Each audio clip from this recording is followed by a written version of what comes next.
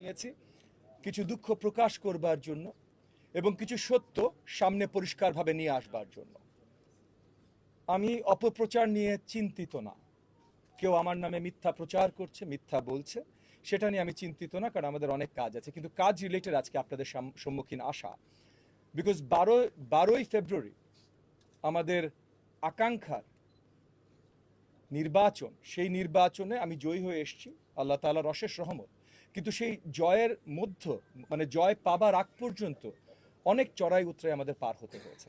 আমাদের প্রতিপক্ষ যারা ছিলেন তারা বিভিন্নভাবে অনেক প্রচেষ্টা করেছেন, চালিয়েছেন কেন্দ্র দখল করার। অনেকগুলো কেন্দ্র তারা দখল করতে গেছেন, কিছু কেন্দ্রে তারা দখল করতেও সক্ষম হয়েছেন মানে সাময়িক সময়ের জন্য। সাময়িক সময় যতক্ষণ পর্যন্ত, এবং আমি আবার প্রথমেই ধন্যবাদ জানাই আইনশৃঙ্খলা বাহিনী, আর্মড ফোর্সেস যারা টহলে ছিল তাদের সকলকে, কারণ তারা সকল দায়িত্ব সঠিকভাবে পালন করেছে। যেই জায়গাগুলোতে আমাদের প্রতিপক্ষরা কেন্দ্র দখল করে ভোট চুরির কারখানা করতে চেষ্টা করেছিল, সেই জায়গাগুলোতে প্রথমে আমাদের কর্মী বাহিনীরা থামাতে চেষ্টা করে, এবং তারপর আর্মড ফোর্সেস এবং আইনশৃঙ্খলা বাহিনীরা শক্তভাবে তাদেরকে প্রতিহত করে। কিন্তু আইন শৃঙ্খলা বাহিনী পৌঁছাবার আগে বা আর্ম ফোর্সেস পৌঁছাবার আগে কিছু জায়গায় আমাদের নেতাকর্মীদের বিরুদ্ধে ভীষণভাবে হামলা হয়। এবং যেহেতু আমার পরিষ্কার ইনস্ট্রাকশনস ছিল প্রত্যেকটা থানা, ওয়ার্ড, প্রত্যেকটা নেতাকর্মীর প্রতি, যে কোনো ধরনের সহিংসতায় আমরা যাব না নির্বাচনের দিন। কোনো ধরনের আমাদের ভোট সেন্টার দখলের দরকার নাই, আমরা আত্মবিশ্বাসী আমরা জয়ী হয়ে আসবো। আর যদি জয়ী নাও হয়ে আসি, তবু আমরা গণতন্ত্রে বিশ্বাসী, কোনো ধরনের গণতন্ত্রের বিরোধী কাজ আমরা করতে রাজি না। প্রত্যেকটা নেতাকর্মীকে এটা পর্যন্ত ওয়ার্নিং দেওয়া ছিল যে তাদের নামে যদি কোনো ধরনের অ্যাকচুয়াল এভিডেন্স আমি খুঁজে পাই যে তারা আগ বাড়িয়ে কোনো একটা সহিংসতায় জড়িত হয়েছে বা তারা সেন্টার দখল বা কোনো কিছু অরাজকতা করতে চেষ্টা করেছে, ওই মুহূর্তে আমি বিএনপি হাইকমান্ডের সাথে কথা বলে তাদেরকে ইমিডিয়েট মানে সারা জীবনের জন্য দল থেকে বহিষ্কারের আদেশ এনে দেব। সো এই জায়গা থেকে আমাদের পরিষ্কার ইনস্ট্রাকশন ছিল, এবং আমাদের নেতাকর্মীরা কোথাও কোনো অরাজকতা সৃষ্টি করে নাই। কিন্তু আমাদের প্রতিপক্ষ এবং যে ক্যান্ডিডেট ছিল সে নিজে এক একটা কেন্দ্রে যে অরাজকতা তৈরি করতে চেষ্টা করেছে, এবং আমার মানে কয়েক শত নেতাকর্মীরা বিশালভাবে আহত হয়েছে। আজকে আপনাদের প্রেস কনফারেন্স দেখেছি, কারণ আমার একটা নেতা একটা কেন্দ্রে এতটাই তাকে আহত করা হয়েছে। এবং এগেন আমাদের প্রতিপক্ষ যে ছিল নির্বাচনে প্রধান প্রতিপক্ষ, তাদের কর্মী বাহিনী এতটাই আহত করেছে যে উনি এখন মৃত্যুর সাথে লড়াই করছেন। সো এই যে মৃত্যুর সাথে লড়াই করছেন, এইটা আমরা কখনোই কোনো ধরনের আইনি বিচার ছাড়া ছেড়ে দিতাম না, এখনো ছেড়ে দেব না। এবং বাকি যারা আহত হয়েছে আজকে আপনারা এখানে দেখতে পারেন, অনেকেই যারা আসতে পেরেছেন, অনেকে হাসপাতালে এখনো আছেন, কিন্তু যারা কিছু দূর সুস্থ হয়েছেন, আসতে পেরেছেন, তারা এক্সরে রিপোর্ট থেকে শুরু করে কোন হাড্ডি ভেঙেছে, কিভাবে তারা আহত হয়েছে, রিপোর্ট শুদ্ধ এখানে তারা এসে পৌঁছেছে, যারা আসতে পেরেছে, অনেকেই এখনো হসপিটালাইজড আছে। এবং এই যে আমাদের ত্যাগী নেতা হায়দার আলী সাহেব, আমাদের হাজারীবাগের নেতা হায়দার আলী সাহেব, উনি এখন মৃত্যুর সাথে লড়াই করছেন। উনার সন্তান, ওনার কনিষ্ঠ সন্তান এবং ওনার স্ত্রী আমাদের সাথে উপস্থিত আছেন আপনাদেরকে বলবার জন্য তাদের কি অবস্থা। আমরা আপনাদের সামনে এই জিনিসগুলো পরিষ্কার করবার জন্য এবং একই সাথে পরিষ্কার জানিয়ে দেবার জন্য যে আজকে এইখান থেকে আমরা তারা উঠার পর প্রত্যেকটা এখানে যত আহত আমাদের কর্মী আছেন, যাদের হাড্ডি ভাঙা হয়েছে বা যা কিছু ভাঙা হয়েছে, এই যে হায়দার আলী সাহেবের পরিবার, হায়দার আলী সাহেব মৃত্যুর সাথে লড়াই করছেন, এই প্রত্যেকটা জিনিসের এখন আমরা আইনি মামলায় যাব। প্রত্যেকটা থানায় মামলা দেয়া হবে। এবং কতগুলোতে সেন্টারে তখন প্রতিপক্ষ ক্যান্ডিডেট দাঁড়িয়ে অর্ডার দিয়েছে, সে দাঁড়িয়ে ওইখানে দাঁড়িয়ে প্রেজেন্ট দাঁড়িয়ে অর্ডার দিয়েছে এই হামলা করবার জন্য। তো সে হুকুমের আসামি তো মিনিমাম। এবং হায়দার আলী সাহেব যে মৃত্যুর সাথে লড়াই করছেন, এইটা তো ভাই অ্যাটেম্প্ট টু মার্ডার, এইটার হুকুমের আসামি তো সে মিনিমাম। এই প্রত্যেকটা মামলা আজকে এইখান থেকে বের হয়ে আপনাদেরকে আগে জানিয়ে দিচ্ছি, যেন কেউ না বলতে পারে যে ববি হাজার যেটা করে বা সেইটা করে।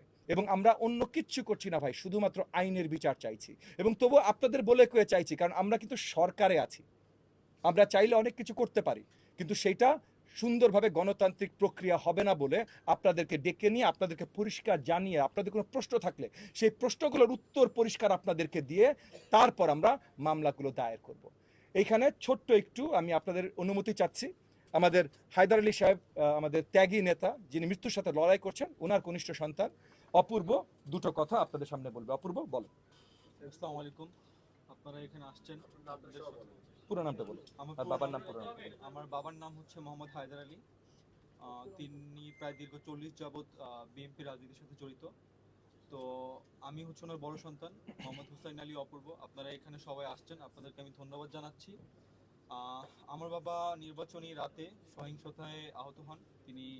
তার ব্রেনে হ্যামারেজ হয় এবং মাথার ভিতরে রক্তক্ষরণ সহ রক্ত জমাট হয়। পরবর্তীতে সার্জারির পর এখন পর্যন্ত আজকে প্রায় 9 থেকে 10 দিন তার চিকিৎসা চলছে। এখনও তিনি আইসিইউতে ভেন্টিলেশনে আছেন। এখন পর্যন্ত আসলে ওনার অবস্থা কোনো পজিটিভ কোনো দিকে যায়নি। আমি আপনাদের কাছে আসলে সর্বপ্রথম চাচ্ছি আমার বাবার জন্য দোয়া, যে তিনি যেন দ্রুত সুস্থ হয়ে আমাদের মাঝে ফিরে আসেন। এবং আরেকটা আমি যেটা চাচ্ছি, আমি রাষ্ট্রের কাছে বিচার চাচ্ছি যে এই হামলার সাথে উনি আহত হওয়ার সাথে ওনার আজকে এই মৃত্যুর যে কাছাকাছি উনি চলে আসছেন, আমি জানি না উনি আমাদের মাঝে ফিরবেন কিনা। তো এইটার জন্য যারা জড়িত বা যারা এটার সাথে হচ্ছে, যাদের কারণে উনি আহত হয়েছে, যেভাবে আহত হয়েছে, আমি আসলে রাষ্ট্রের কাছে, রাষ্ট্রের প্রধানমন্ত্রীর কাছে, আমাদের অভিভাবকদের কাছে, মিডিয়ার কাছে আমি বিচার চাচ্ছি। আমি চাই আমার বাবা কাশ্মীর সুস্থ হোক এবং তিনি তার বিচারটা পান।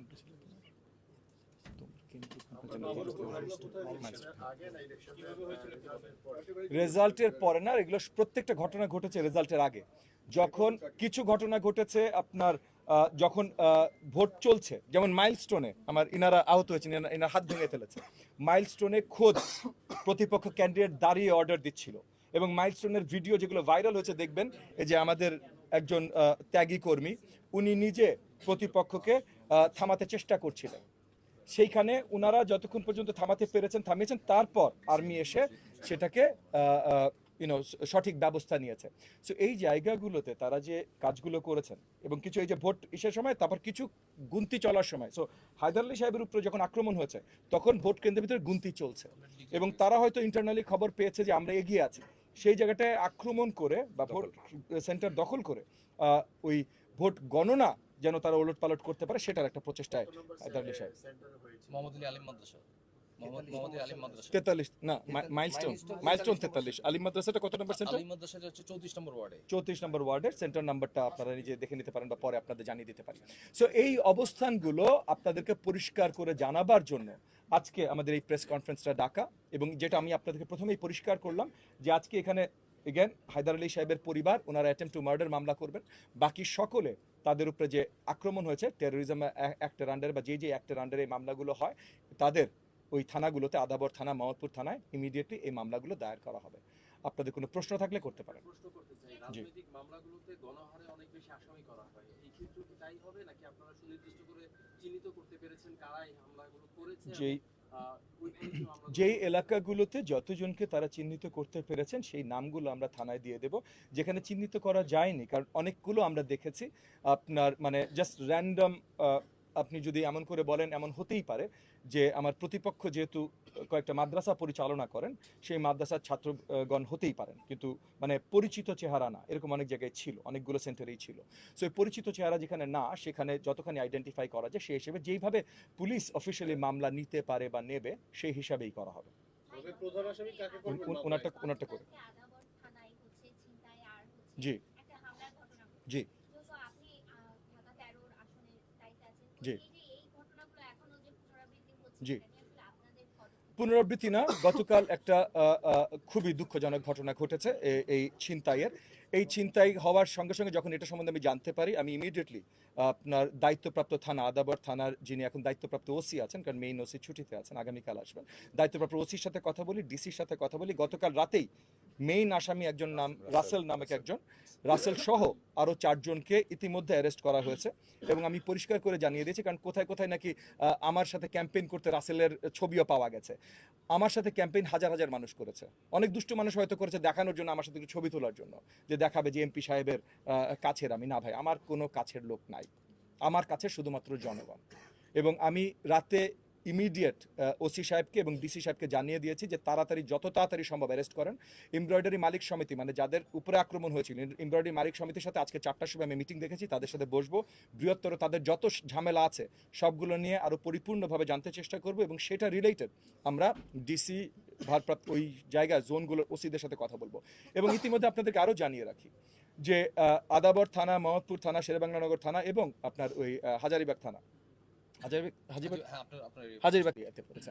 এই 4টা থানার ওসিদের সাথে ইতিমধ্যে কথা বলেছি যে তাদের আরো পর্যাপ্ত পরিমাণে শক্তিশালী হতে, কারণ আর্মি ক্যাম্পগুলো সরে যাচ্ছে, শক্তিশালী হতে কি কি প্রয়োজন তারা আমাকে তালিকাভুক্ত করে জানিয়েছে, তাদের লোকজন কত প্রয়োজন, গাড়ি কত প্রয়োজন, কি কি কত প্রয়োজন। এগুলো ইতিমধ্যে আমরা কমিশনার অফিস এবং আইজির অফিসের সাথে কমিউনিকেট করেছি। কমিশনার অফিস আমাদেরকে মানে ডিএমপি কমিশনার অফিস আমাকে অ্যাসিওর করেছে যে এর ভিতরে অনেকগুলো জিনিস তারা খুব শীঘ্রই এই থানাগুলোতে পৌঁছে দিতে চেষ্টা করবেন এবং দেবেন। সো সেই জায়গা থেকে আমরা কাজ করছি। এক রাতে সব কিছু ঠিক হয়ে যাবে না, কিন্তু ঠিক করার জন্য যে আমরা নিয়মিত কাজ করছি, অক্লান্তভাবে কাজ করছি, সেটা আপনাদের কাছে পরিষ্কার করলাম। নেক্সট ভাই একটা হায়দার আলী সাহেবের উপর হামলার ঘটনায় তো মামলা করতে হবে। জি মহকুর থানায় করতে। জি আচ্ছা, এখানে প্রধান আসামি কাকে করা হচ্ছে? এইটা প্রধান তো আপনার ইসের আসামি কি বলেন নাম, হুকুমের 1 নম্বর আসামি তো ভাই প্রার্থী নিজে, যে প্রার্থী ছিলেন সে নিজে হুকুমের 1 নম্বর আসামি। হ্যাঁ মামুনুল হক। আচ্ছা ভাই, আরেকটা প্রশ্ন জি। হলো যে মাদ্রাসার শিক্ষার্থীরা যখন কোনো আন্দোলন করেন, আসলে তাদেরকে যেটা বোঝানো হয় তারা কিন্তু ডিসপারেট হয়ে যায়। জি তো এই মাদ্রাসার শিক্ষার্থীদের আপনি শিক্ষামন্ত্রী, তাদেরকে পথে আনার জন্য কিংবা তারা যাতে সহনশীল আচরণ করে, শুধুমাত্র নির্বাচন কেন্দ্রিক না, অন্যান্য ক্ষেত্রেও, জি আপনার কি মনে হয় যে মাদ্রাসার যে শিক্ষা কারিকুলাম, যে মাদ্রাসার যে শিক্ষা পদ্ধতি, জি। সেখানে কোনো পরিবর্তন দেখেন আনতে হবে? এখানে এর একটা জি আরেকটা হলো, আপনি কি মনে করেন কিনা যে নির্বাচনের দিন বাইরের কেউ এসে আপনাদের উপর আক্রমণ করেছে? হ্যাঁ ছিল দুটো জিনিস। একটা হলো প্রথমে আপনি যে প্রশ্নটা করেছেন, আমি শিক্ষা প্রতিমন্ত্রী হিসেবে আমি এবং দায়িত্বপ্রাপ্ত মন্ত্রী মহোদয় এহসানুল হক মিলন এমপি, আমরা দুজন বৃহত্তর আলোচনা করেছি। আমাদের 3জন যে সচিব আছেন স্পেশালি মাদ্রাসা এবং টিভিইটি এডুকেশন মানে ভোকেশনাল এডুকেশন যিনি সচিব আছেন, ওনাদেরকে নিয়ে বৃহত্তর আলোচনা করেছি যে আমরা একই ধরনের কারিকুলামের আন্ডারে, মানে পার্থক্য থাকবে, কমি মাদ্রাসা কিছু ডিফারেন্স থাকবে, আলেয়া মাদ্রাসা কিছু ডিফারেন্স থাকবে, বাংলা মিডিয়াম কিছু ডিফারেন্স থাকবে, ইংলিশ মিডিয়াম কিছু ডিফারেন্স থাকবে, বাট ওভারঅল যে কারিকুলামের চাদর এইটা যেন সিমিলার হয় সব জায়গায়, সেটার জন্য আগামী বেশ কিছুদিন আমরা কাজ করব। এবং আমি আপনাদেরকে অ্যাসিওর করছি, কারণ আমি এবং মন্ত্রী মহোদয় মানে জনাব এহসানুল হক মিলন এমপি আমরা দুজন মিলে একটা জায়গায় সিদ্ধান্ত নিয়েছি যে কারিকুলামের আমব্রেলা পুরো বাংলাদেশে সিমিলার হইতে হবে। বাকি কিছু এদিক ওদিক থাকতেই পারে, কিছু এখানে এক্সট্রা পড়াবে, কিছু ওখানে এক্সট্রা পড়াবে না, কিন্তু কারিকুলামের আমব্রেলা সেম হতে হবে। সেই আঙ্গিকে আমরা কাজ করব এবং আমি বিশ্বাস করি সেই আঙ্গিকে কাজ করলে ভুল তথ্য ভুল জ্ঞান ছড়ানোর যে একটা প্রবণতা আমরা গত বেশ কিছু বছর দেখেছি, এটা আমি শুধু মাদ্রাসার জন্য বলছি না, আমি যে কোনো জায়গার জন্য বলছি, ভুল তথ্য ভুল জ্ঞান ছড়ানোর যে প্রবণতা, এই জায়গাটায় আমরা অনেক দূর হয়তো সঠিক জায়গায় আনতে সক্ষম হব। আর আপনি যেটা বললেন বাইরের লোকজন, আমরা নেতাকর্মীদের কাছ থেকে যে ফিডব্যাকটা পেয়েছি, বিশেষ করে আমাদের যত জায়গায়, যেমন হায়দার আলী সাহেব, যত জায়গায় যত নেতাকর্মী আহত হয়েছেন তারা সব ওই এলাকার মানুষ, মানে তারা ওই তাদের বয়স যদি 25 হয় বা বয়স 65 হয়, তারা ওই 25 বা 65 বছর ওই এলাকায় থাকেন। So, ওই এলাকার সবার চেহারা তারা চেনেন। অনেকে তারা দেখেছেন যাদের চেহারা তারা চেনেন, ওই যে যখন জিজ্ঞেস করলেন যে অজ্ঞাত হবে কিনা, অনেকের চেহারা তারা চেনেন। এখন তারা মাদ্রাসা থেকে এসেছেন না বাইরে অন্য কোথাও থেকে এসেছেন এটা তো আমরা বলতে পারছি না। সো ওই জায়গায় পুলিশকে আমরা সেইভাবেই ইনফরমেশন দেবো। উনি আগে করেছিলেন। এবং মাদকের একটা অবহেলনা, যেটা আমরা সবাই জানতে পারছি। জি। এই জায়গা থেকে আপনাদের কোনো নির্দিষ্ট লক্ষ্য আছে কিনা যে আমরা ঠিক এতদিনের মধ্যে এই জায়গায় প্রায় 90% সফলতা অর্জন করতে পারবো? না, এটা আসলে যে জিনিসটা অসম্ভব সেই জিনিসটা নিয়ে কথা বলা যায় না যে আমি এতদিনের মধ্যে 90 ভাগ বা 100 ভাগ করতে পারবো। আমরা যেটা আপনাদেরকে বলতে পারি এতদিনের মধ্যে এই কাজগুলো আমরা করব। এই কাজগুলোর রেজাল্ট 100 ভাগ ঠিক হয়ে যেতে পারে, বা এই কাজগুলোর রেজাল্টে 30 ভাগ ঠিক হতে পারে, 25 ভাগ ঠিক হতে পারে, সেটা তখন জানবো। যদি অল্প ঠিক হয় তাহলে আবার নতুন কাজ নিব এটা ঠিক করবার জন্য। সো আমরা কি করব এইটা আপনাদেরকে আমি টাইমলাইন দিয়ে বলতে পারি, কি রেজাল্ট হবে এটা তো টাইমলাইন দিয়ে বলতে পারছি না, তবে আমাদের প্রচেষ্টা থাকবে। আমরা যে জিনিসগুলো ইতিমধ্যে করছি, আমাদের এলাকায় যতগুলো এলাকা আছে সব জায়গায়, যেমন মনে করেন মোহাম্মদপুর থানায় 550টা নতুন সিসিটিভি আমরা লাগাচ্ছি সব হটস্পটে, ক্রাইম হটস্পটগুলোতে। আমরা নতুন আপনার বসিলাতে পুলিশ ক্যাম্প করছি, ওখানে বড় একটা আপনার ফোর্স রাখার ব্যবস্থা করছি। আমরা আরও অনেকগুলো বিট অফিস করছি, মানে পুলিশ বক্স বলেন যেটাই বলেন। সো মোহাম্মদপুর থানার অধীনে আরও 20টার অধিক আমরা বিট অফিস করছি, যেই জায়গাগুলোতে মানে ইন দ্য সেন্স যে পুলিশ বক্সে কিছু সারাক্ষণ পুলিশ প্রেজেন্স থাকবে। মোহাম্মদপুর থানার অধীনে যতগুলো টহলের গাড়ি আছে আমরা এই গাড়ির সংখ্যা বাড়াচ্ছি, বাইকের সংখ্যা বাড়াচ্ছি। আমরা ট্রাফিক নিয়ন্ত্রণের জন্য কমিউনিটি মানে ওই আপনার ডেপুটাইজড কমিউনিটি পুলিশিংয়ের ব্যবস্থা, এটা নিয়ে আলোচনা করছি। এটা যদিও অলরেডি আমরা ব্যবস্থা করিনি, এটা আলোচনায় আছি, ডিসি অফিসের সাথে আমরা আলোচনায় আছি যে এই জিনিসগুলো করব। সো আমরা সিসিটিভি ক্যামেরা লাগাচ্ছি, আমরা এলাকাবাসীদেরকে অন্তর্ভুক্ত করছি, আমরা পুলিশের টহল সবকিছু বাড়াচ্ছি এবং চাঁদাবাজি বা সবকিছু নিয়ে আমরা জিরো টলারেন্স নিয়ে আসছি। ওই যে যেটা বললাম, যে এই যে গতকাল যে একটা ঘটনা ঘটেছে, আমরা পরিষ্কার বলে দিয়েছি ভাই, আমার সাথে ছবি আসে যায় না। এক নম্বর হলো বিএনপি দলীয় পরিচয় বোধহয় এই লোকটা দিয়েছে। আমি খবর নিয়েছি বিএনপি দলীয় পরিচয়ও তার কোনো পদ পদবি নাই। আর যদি থাকেও ভাই, বিএনপির মন্ত্রী না আমি, বিএনপির এমপি না আমি জনগণের এমপি, আমি জনগণের মন্ত্রী। এবং এমপি যেমন আমাকে জনগণ বানিয়েছে, সো জনগণের কোনো বিএনপি বা এটা কিছু নাই। আবার মন্ত্রী আমাকে আমাদের নেতা মাননীয় প্রধানমন্ত্রী জনাব তারেক রহমান বানিয়েছেন, এবং জনাব তারেক রহমান পরিষ্কার এজেন্ডা দিয়ে দিয়েছেন সকল ধরনের করাপশনের জিরো টলারেন্স। সো এইখানে আর কোনো ধরনের দলীয় পরিচয় বা কিচ্ছু আসবে যাবে না। জি, মোহাম্মদপুরে আমি দেখেছি যে বিশেষ করে বিহারি ক্যাম্প, জেনেভা ক্যাম্পের হুমায়ুন রোডে প্রতিদিন সকাল থেকে শুরু করে রাত অবধি শাকপাতার মতো আপনার মাদক বিক্রি হচ্ছে, জি, একদম প্রকাশ্যে। জি। এইটাকে বন্ধ করার জন্য কোনো ধরনের উদ্যোগ আপনি নেবেন কিনা, এবং জি। মোহাম্মদপুর থানাকে সেভাবে কোনো ইনভেস্টিগেশন দিবেন জি, কিনা? মোহাম্মদপুর থানাকে ইতিমধ্যে এগুলো রিলেটেড ইনস্ট্রাকশন দেওয়া হয়েছে, এবং একই সাথে আমরা জেনেভা ক্যাম্প এবং বাকি যে 5টা ক্যাম্প আছে, এই 6টা ক্যাম্পের সাথে আলোচনা করছি। আমরা হয়তো ইনশাআল্লাহ, মানে টাইম লাইনটা এখনো বলতে পারছি না, বাট হয়তো আমি আশাবাদী আগামী 6 মাসের ভেতরে এই 6টা ক্যাম্পের ডেভেলপমেন্ট প্ল্যান ফাইনাল করতে পারবো। আমরা যদি ফাইনাল করতে পারি তাহলে হয়তো এই বছর শেষের আগেই এই ক্যাম্পগুলোর ডেভেলপমেন্ট প্ল্যান বাস্তবায়নের কাজ শুরু হয়ে যাবে। জি, আর কারোর ইম্পর্টেন্ট প্রশ্ন না থাকলে আই থিঙ্ক অনেকক্ষণ। আচ্ছা, আমি আমার নাম তরিকুল্লাহ, মোহনা টেলিভিশন থেকে আছি। আমার প্রশ্ন হচ্ছে, আপনার এই নির্বাচনকালীন সময় আপনার কতজন আপনার আহত হয়েছিল, এবং প্রতিপক্ষ একটা প্রতিপক্ষই কি আপনাদের উপরে হামলা করেছে, নাকি বিভিন্ন শুধুমাত্র একটা প্রতিপক্ষই আমাদের কাছে আমাদের উপরে হামলা করেছে, মানে একটা প্রতিপক্ষেরই বাহিনী হামলা করেছে। আপনারা যারা নির্বাচন কভার করেছেন তারা জানেন যে আসলে কন্টেন্ডার 2জন ছিল, আমি ছিলাম এবং জামাত ইসলামের কোয়ালিশন থেকে ছিল, শুধু 2জন ছিল, বাকি কেউ কন্টেন্ডার ছিল না। মানে ওনারা এগেন প্রার্থী ছিল, কিন্তু ওনারা তেমনভাবে কন্টেনশনে ছিল না।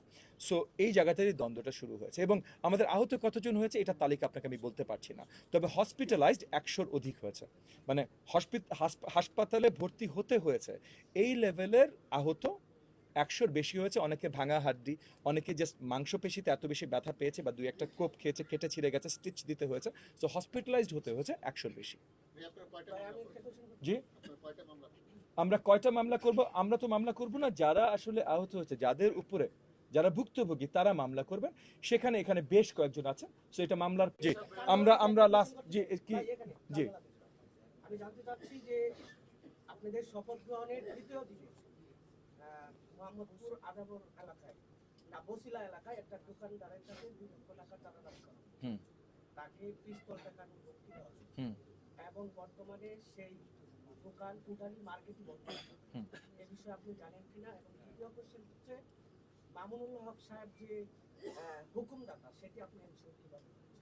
কারণ সে মাইলস্টোনে দাঁড়িয়েছিল, আমার লোকজনের সামনে হুকুম দিয়েছে, সেইভাবে ইনশিওর করছি। আপনার প্রশ্ন তো একটু চিন্তা করে করবেন ভাই। তা নেক্সট ফার্স্ট একটা জি। 2 লক্ষ টাকা চাঁদা দাবি এটা বলেন। আমাদের নিউজের জন্য একটু আপনি হায়দার আলীকে দেখে আসছেন, এখন তার কি অবস্থা? জি, আমরা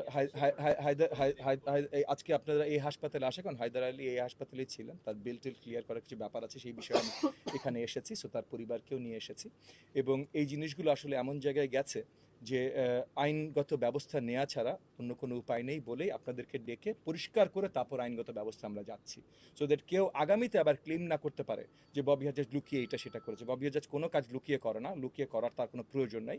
কাউকে নিন্দা করা বা কারো নামে মিথ্যাচার করাও তার কোনো প্রয়োজন নেই। আমরা অনেক কাজে ব্যস্ত ভাই, দেশের কাজ আছে আমাদের, হ্যাঁ, সো সেই কাজ নিয়ে আমরা ব্যস্ত।